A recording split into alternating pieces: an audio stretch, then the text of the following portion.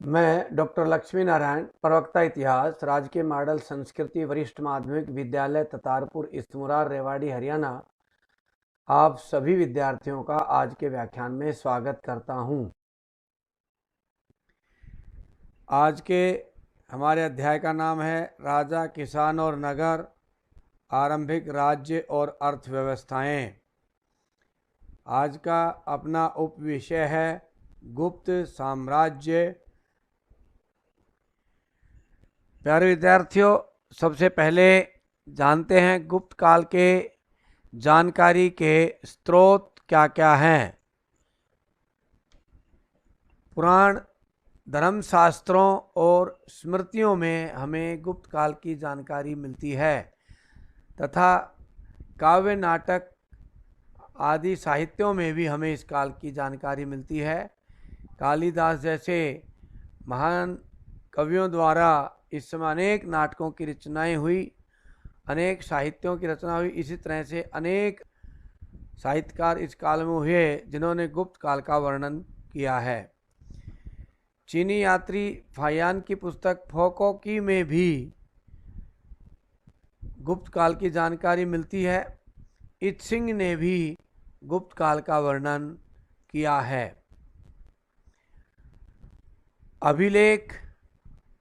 अभिलेखों से भी हमें गुप्त काल की जानकारी मिलती है।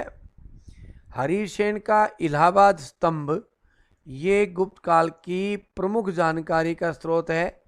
जो ये चित्र है, ये अभिलेख हरिसेन का है। इस पर प्यारे बच्चों, इसके ऊपर खोद करके लिखा हुआ है, समुद्रगुप्त के इतिहास का वर्णन है। ये बराबर में जो लिखाई है ये इससे उतारी गई है। इस तरह का वर्णन हमें इस स्तंभ पर मिलता है। इसकी 13वीं लाइन में हमें सम्राट समुद्रगुप्त की विजयों का वर्णन मिलता है। दूसरा है जूनागढ़ शिलालेख। तीसरा है महरौली का लौह स्तंभ लेख। आगे हम इसके बारे में पढ़ेंगे। दामोदर अभिलेख, फरीदपुर ताम्रपत्र और इस तरह से अनेक अभिलेखों से हमें गुप्त काल की जानकारी मिलती है। गुप्त काल के सिक्के और मोहरे भी हमें गुप्त काल की जानकारी देते हैं। प्यारे विद्यार्थियों, अब जानते हैं प्रमुख गुप्त शासकों के बारे में। पहला गुप्त शासक श्री गुप्त हुए। इनका राजकाल 275 से 300 ईस्वी तक का माना जाता है। इन्होंने महाराज की उपाधि धारण की, जो एक साधारण उपाधि मानी जाती थी, जो यह इशारा करती है कि श्री गुप्त स्वतंत्र शासक नहीं थे, किसी अन्य शासक की अधीनता में थे। दूसरे शासक वे घटोत्कच। इनका राजकाल 300 से 319 ईस्वी तक माना जाता है। इन्होंने भी महाराज की उपाधि धारण की। ये भी स्वतंत्र शासक नहीं माने जाते हैं। घटोत्कच के बाद आते हैं चंद्रगुप्त प्रथम, जिनका राजकाल 319 से 335 ईस्वी तक का माना जाता है। यह पहला स्वतंत्र शासक माना जाता है क्योंकि इसने महाराजा धीराज की उपाधि ली, जो स्वतंत्र शासक लेते थे। इसने लिच्छवी राजकुमारी कुमार देवी से विवाह किया, जिससे इनकी मजबूत स्थिति का अनुमान लगाया जा सकता है। चंद्रगुप्त प्रथम के बाद उनके पुत्र समुद्रगुप्त गद्दी पर बैठे। 335 ईस्वी से 375 ईस्वी तक इन्होंने राज किया। समुद्रगुप्त की जानकारी का प्रमुख स्रोत उसके दरबारी कवि हरिसेन द्वारा रचित प्रयाग प्रशस्ति है। उस पर समुद्रगुप्त के इतिहास की पूरी जानकारी दी गई है। इस प्रशस्ति की 13वीं पंक्ति में हमें समुद्रगुप्त की विजयों का वर्णन मिलता है। इसमें पता चलता है कि समुद्रगुप्त ने अच्युत व नागसेन के नेतृत्व में आए उत्तरी भारत के 9 राजाओं के संघ को हराया।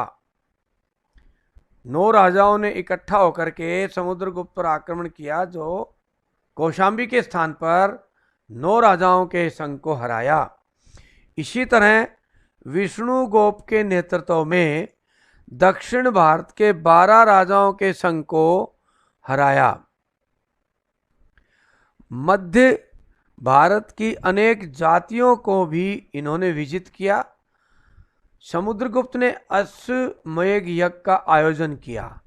अश्वमेध यज्ञ का आयोजन राजा उस समय करते थे जब उसके आसपास के सभी राजा उनकी अधीनता स्वीकार कर लेते थे।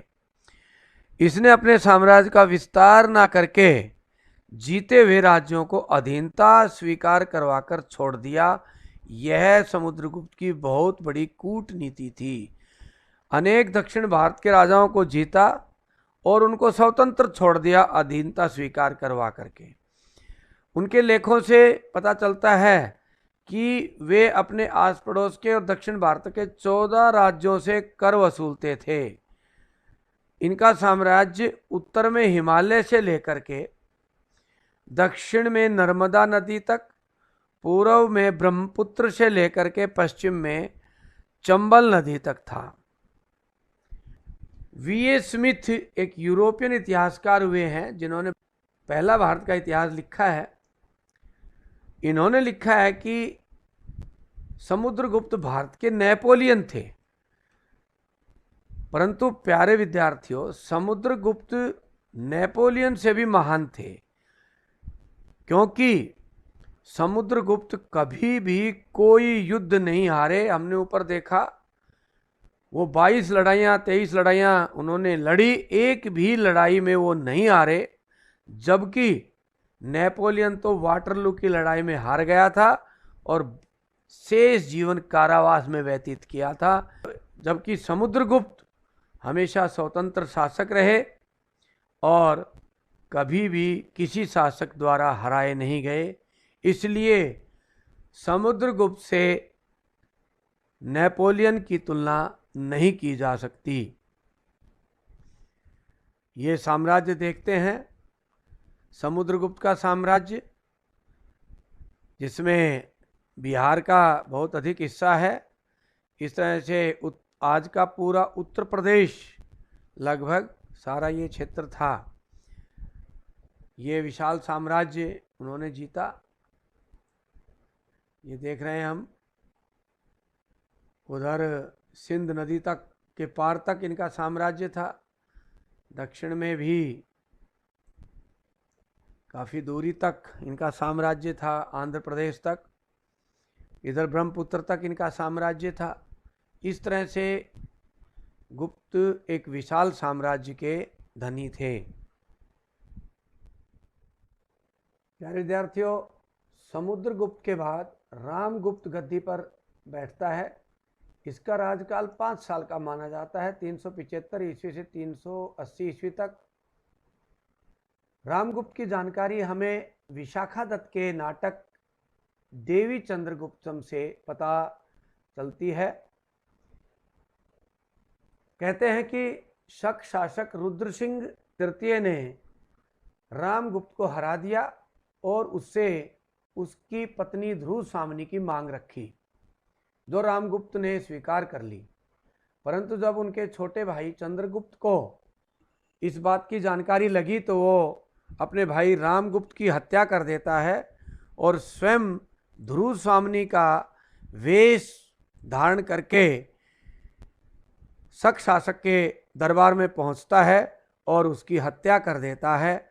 और इस तरह से चंद्रगुप्त द्वितीय गद्दी पर बैठता है, जो बाद में विक्रमादित्य की उपाधि भी लेता है। चंद्रगुप्त द्वितीय का राजकाल 380 से 415 ईस्वी तक रहा। प्रशासन के क्षेत्र में, वैज्ञानिक व साहित्यिक उन्नति में इस शासक ने गुप्त काल को इतिहास में स्वर्ण काल का नाम दिला दिया। यह बड़ा ही कूटनीतिज्ञ शासक था। अपने साम्राज्य को मजबूत करने के लिए अनेक राजाओं से इसने वैवाहिक संबंध स्थापित किए। उस समय के प्रमुख शासक नागराज की पुत्री कुबेर नाग से इसने विवाह किया तथा अपनी पुत्री प्रभावती का विवाह वाकाटक राजा के यहाँ करके इस तरह से अनेक राज्यों से वैवाहिक संबंध स्थापित करके अपनी स्थिति को मजबूत किया। इसके अलावा युद्धों से भी इसने अनेक राज्यों को जीता। इसने मालवा, गुजरात और काठियावाड़ को जीता। फिर शकों के शासक रुद्र सिंह तृतीय को हराया, जो हम देवी चंद्रगुप्तम नाटक में भी देखते हैं। शकों को हरा करके इसने शकारी की उपाधि धारण की और विक्रमादित्य की भी उपाधि धारण की। वंग अर्थात बंगाल को पुनः इन्होंने जीता। इसी तरह से सप्त सिंधु पार करके अफगानिस्तान स्थित बल्ख प्रदेश को जीता। वहाँ एक वैलिक नाम की जाति रहती थी, उसको हराया। उज्जैन को इसने अपने साम्राज्य की राजधानी बनाया। चंद्रगुप्त विक्रमादित्य के बाद गद्दी पर आते हैं कुमारगुप्त। कुमारगुप्त का राजकाल 415 ईस्वी से 455 ईस्वी तक रहा। यह भी एक शक्तिशाली राजा था और चंद्रगुप्त विक्रमादित्य द्वारा फैलाए गए साम्राज्य को सुरक्षित रखा। इसने अनेक मुश्किलों का सामना भी करना पड़ा। इसके बाद सकंदगुप्त गद्दी पर बैठा। यह गुप्त काल का अंतिम शासक माना जाता है। इस शासक के बाद इस काल का पतन हो जाता है, यानी कि गुप्त काल का अंत हो जाता है। इसका राजकाल 455 से 467 ईस्वी तक माना जाता है। इस शासक की प्रमुख उपलब्धि हुणों को कड़ी पराजय देना है और अपने काल में इसने सौराष्ट्र में बनी सुदर्शन झील की मरम्मत करवाई। इसके बाद जो शासक आए वो बहुत ही कमज़ोर शासक आए और गुप्त साम्राज्य का पतन हो गया। अब नज़र डालते हैं एक बार प्यारे विद्यार्थियों गुप्त प्रशासन पर। सबसे पहले देखते हैं गुप्तों का केंद्रीय प्रशासन। केंद्रीय प्रशासन में राजा धुरी होता था। सारा राजकार्य राजा के चारों तरफ ही घूमता था। राजा का पद पैतृक होता था और राजा निरंकुश होता था। परंतु इस काल में बड़े पुत्र यानी कि ज्येष्ठाधिकार की जगह योग पुत्र को गद्दी दी जाती थी। ये हम इस काल में देखते हैं कि योग पुत्र ही गद्दी पर बैठता था। समुद्रगुप्त भी अपने भाइयों में बड़े नहीं थे। इस तरह से स्कंदगुप्त भी अपने भाइयों में बड़े नहीं थे, फिर भी गद्दी पर बैठे।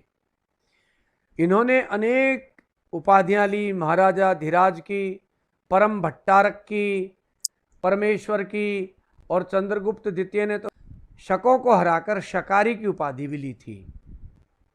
इनकी सहायता के लिए मंत्री होते थे। प्रमुख मंत्री इस प्रकार थे। एक मंत्री होता था युद्ध और शांति का मंत्री, इसको संधि विग्राहक कहते थे। दूसरा महादंड नायक, ये न्याय मंत्री होता था। एक होता था मंत्री महाप्रतिहार, ये राजमहल की व्यवस्थाएं देखता था। एक पुलिस का अधिकारी होता था जिसको दंड पाशिक कहते थे। इसके अलावा पुरोहित आदि अनेक मंत्री भी होते थे।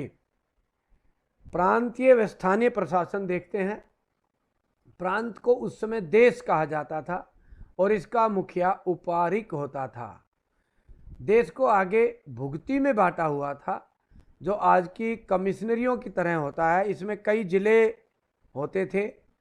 भुगती को आगे विषयों में बांटा हुआ था। विषय का शासक विषयपति होता था। विषय आज के जिलों की तरह होते थे। विषय आगे ग्राम में बटे हुए थे। ग्राम का शासक ग्राम्यक होता था और उसकी सहायता के लिए पंचायत होती थी। नगरों की व्यवस्था का भी विशेष प्रबंध था। बड़ी अच्छी नगर व्यवस्था ये करते थे। नगर के मुखिया को कुमार मित्य बोला जाता था। इसकी सहायता के लिए एक परिषद होती थी। जैसे आजकल नगर परिषद होती है, ऐसे ही उस समय भी परिषद होती थी, जो नगर के प्रबंध को देखती थी और नगर से कर आदि इकट्ठा करती थी। गुप्त काल का सैनिक प्रबंध। गुप्त शासकों के पास एक विशाल सेना थी। सेना को 6 अंगों में विभाजित किया गया था। पैदल सेना, इसका मंत्री महाबलाधिकारिता था। घुड़ सेना, इसका मंत्री महाअश्वपति कहते थे। हाथी सेना के मंत्री को महापीलुपति कहते थे। इसी तरह से रथ सेना भी थी, जल सेना भी थी, और इस 5 प्रकार की सेनाओं की सहायता और व्यवस्था के लिए एक अलग से प्रबंध करने वाली सेना भी थी, जो इनके लिए हथियार, रथ, घोड़े, यातायात के साधन, हाथी आदि उपलब्ध करवाती थी। आओ विद्यार्थियों, अब गुप्तकालीन आर्थिक स्थिति की जानकारी लेते हैं। कृषि। गुप्त काल में बहुत ही उन्नत कृषि थी। विभिन्न प्रकार की फसलें बोई जाती थी। गुप्त काल की कृषि की जानकारी हमें उस समय के 2 साहित्यिक स्रोत मिलते हैं। एक है व्रत संहिता और दूसरा है अमरकोश। सम्राट स्कंदगुप्त ने सौराष्ट्र के गिरनार नगर में सुदर्शन झील की मरम्मत करवाई, जीर्णोद्धार करवाया, क्योंकि यह झील सिंचाई के लिए काम आती थी। उद्योग। उस समय सूती, रेशमी, ऊनी व मलमल वस्त्र उद्योग बड़ा उन्नत था और विदेशों तक वस्त्र भेजे जाते थे। वस्त्र के केंद्र थे उस समय गुजरात, बंगाल, मथुरा, वाराणसी। धातु उद्योग भी बड़ा विकसित था। सोने व चांदी के अच्छे ढले हुए सिक्के हमें मिलते हैं। इसी तरह से उस समय के आभूषणों का निर्माण का भी अच्छा वर्णन मिलता है। धातु के क्षेत्र में उनकी उन्नति का उदाहरण इस बात से पता चलता है कि दिल्ली के पास मेहरौली में खड़ा लौह स्तंभ, जो आज भी विश्व के लिए आश्चर्य है कि उसे जंग क्यों नहीं लगता। व्यापार। व्यापार भी बड़ा ही उन्नत था। व्यापारियों ने अपनी श्रेणियां बनाई हुई थी। प्यारे विद्यार्थियों, श्रेणियां क्या होती थी? श्रेणियां कामगारों की अपनी यूनियनें थी। जैसे कुम्हार अपनी यूनियन बना लेते थे, स्वर्णकार अपनी यूनियन, शिल्पकार अपनी यूनियन बनाते थे। इस तरह से मछुआरे जो कार्य करते थे वो अपनी एक श्रेणी बनाते थे, अपनी एक यूनियन बनाते थे, और इस यूनियन का अर्थात इस श्रेणी का मुखिया श्रेष्ठी होता था। इन श्रेणियों के ऊपर यानी कि कई श्रेणियों को मिलाकर के एक निगम होता था, जो सभी श्रेणी के लोगों का ध्यान रखती थी। श्रेणी व निगमों का समाज में बड़ा सम्मान था। उसमें साहूकार भी होते थे जो ब्याज पर धनराशि देते थे। उसमें कहते हैं कि 20% तक ब्याज वसूला जाता था। व्यापार जल और थल दोनों मार्गों से होता था। उस समय के प्रमुख व्यापारिक नगर थे भड़ोच, उज्जैन, विदिशा, गया, बनारस, पाटलिपुत्र आदि। और उस समय की प्रमुख बंदरगाहें जहाँ से व्यापार होता था विदेशों में समुद्र के रास्ते, वो थी ताम्रलिप्ति, अरिकमेदु, कावेरीपत्तनम, सोपारा, भारूकच्छ आदि। विदेशों को हम विभिन्न प्रकार के कपड़े, हाथी दांत, केसर, समुद्री उत्पादन भेजते थे। बदले में हम सोना, चांदी, तांबा आदि धातुएं लेते थे। टिन, घोड़ा आदि मंगवाते थे। अच्छी प्रकार की शराब विदेशों से आती थी। इस तरह से गुप्तकालीन आयात निर्यात को हमने विद्यार्थियों देखा। प्यारे विद्यार्थियों, अब गुप्तकालीन सामाजिक स्थिति पर नजर डालते हैं। समाज में वर्ण व्यवस्था थी। ब्राह्मण, क्षत्रिय, वैश्य और शूद्र 4 प्रमुख वर्ण थे। कोई भी किसी भी व्यवसाय को अपना सकता था, यानी कि वर्ण व्यवस्था कठोर नहीं थी। वैवाहिक संबंध भी एक वर्ण से दूसरे वर्ण में सामान्य थे, यानी कि एक वर्ण का व्यक्ति दूसरे वर्ण में विवाह कर सकता था। फाहियान लिखता है कि चांडालों को ही दूर रखा जाता था, वे अलग बस्तियों में रहते थे। ब्राह्मणों को द्विज कहा जाता था। उपनयन संस्कार व वेद अध्ययन का अधिकार इन्हें था। उपनयन संस्कार होता है जनेऊ। याज्ञवल्क स्मृति के अनुसार शूद्र कोई भी कार्य करने के लिए स्वतंत्र था। उसमें दास प्रथा थी, परंतु कठोर नहीं थी। जुए में हारा हुआ व्यक्ति दासत्व को प्राप्त करता था, या कर्जवान व्यक्ति जिसके ऋण हो जाता था वो उसको दास बनाया जाता था, या युद्ध में पकड़े हुए व्यक्ति यानी कि युद्ध बंदियों को दास बनाया जाता था। परंतु समय के अनुसार ये लोग दासत्व से मुक्त हो जाते थे। गुप्त काल में परिवार संयुक्त थे। बहुविवाह प्रथा पुरुषों में तो थी, स्त्रियों में दूसरे विवाह की अनुमति नहीं थी। शाही परिवारों में सती प्रथा भी स्थान बनाने लगी थी। समाज में भूमि दान का प्रचलन था। ब्राह्मणों को जो भूमि दान दी जाती थी उसे अग्रहार कहा जाता था। शासक मंदिरों को, जैन मंदिरों को, बौद्ध मठों को दान देते थे। राज परिवार की महिलाएं भी दान देती थी। एक अभिलेख से पता चलता है कि चंद्रगुप्त तृतीय की पुत्री प्रभावती ने भूमि दान दी। इससे पता चलता है कि महिलाओं को भी अचल संपत्ति दान देने का अधिकार था, परंतु ये केवल राज परिवार की महिलाओं को था। सामान्य महिलाओं को इस तरह का अधिकार था, इस बारे में हमें जानकारी नहीं मिलती। शिक्षा के केंद्र उसमें नालंदा और वल्लभी थे, यानी कि बौद्ध मठ शिक्षा के प्रमुख केंद्र थे। इत्सिंग लिखता है कि नालंदा विश्वविद्यालय बहुत बड़ा था। इसमें 300 कमरे थे। 300 कमरों का यह विश्वविद्यालय था और इसमें 10,000 विद्यार्थी पढ़ते थे। इस विश्वविद्यालय का खर्च 200 गांवों से जो उपज आती थी उससे चलता था। विदेशों से भी विद्यार्थी पढ़ने के लिए यहाँ आते थे। गुप्तकालीन साहित्य पर नज़र डालते हैं। अपने इन वैज्ञानिक और साहित्यिक उन्नति के कारण ही गुप्तकाल स्वर्णकाल बना। गुप्तकाल में साहित्य का बड़ा विकास हुआ। इस काल में संस्कृत की महान रचनाएं लिखी गई। इस काल में कालिदास, भारवी, विशाखादत्त, वात्सायन, ईश्वर कृष्णा, प्रस्थपद आदि महान विद्वान हुए। यह शिक्षा तथा साहित्य का स्वर्णकाल माना जाता है। विज्ञान तथा तकनीकी के क्षेत्र में बड़ी उन्नति हुई। आर्यभट्ट, ब्रह्मगुप्त, वराहमिहिर जैसे खगोल शास्त्री और गणितज्ञ इस काल में हुए।